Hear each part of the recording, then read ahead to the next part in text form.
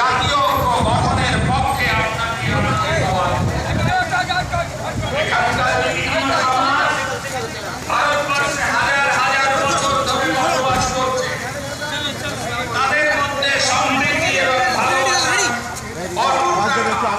এটা আমার আপনার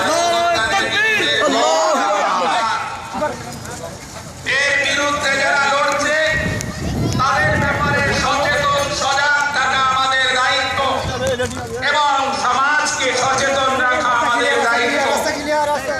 যে কোনো ধর্মের বন্ধু হোক না কেন, যারা সাম্প্রদায়িক সম্প্রীতিকে নষ্ট করার চেষ্টা করে আমরা তাদেরকে দেশদ্রোহী বলব।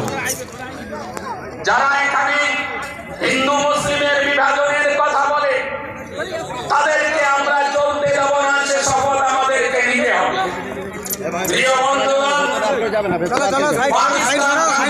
ভাগ হওয়ার পরে সে দেশ থেকে আসা এদেশে মানুষদের সমস্যা এখনো মেটেনি। এখান থেকে যাওয়া মুসলমানদের সমস্যা এখনো মেটেনি। কি বলতে চায় ওই হিংসুক মানুষগুলো, সাম্প্রদায়িক মানুষগুলো? জমিয়তুল উলামায়ে হিন্দ, জমিয়তুল উলামায়ে হিন্দ, মাওলানা সিদ্দিকুল্লাহ চৌধুরী, জমিয়তুল উলামায়ে হিন্দ, জমিয়তুল উলামার 100 বছর পূর্তি উপলক্ষ। তো এই জায়গায় দাঁড়িয়ে আমরা উপলব্ধি করি জাতীয় ঐক্য গঠন এবং তাকে সুদূরে রাখার কত বড় গুরুত্বপূর্ণ কাজ।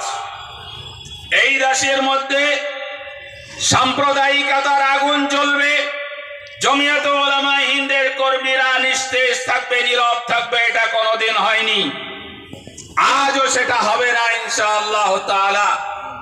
আপনাদেরকে শপথ নিতে হবে, অঙ্গীকার নিতে হবে। যেখানে সাম্প্রদায়িক মূলক উস্কানি বক্তৃতা হবে আমরা তার বিরুদ্ধে পাল্টা সম্প্রীতির সমাবেশ সেখানে করব।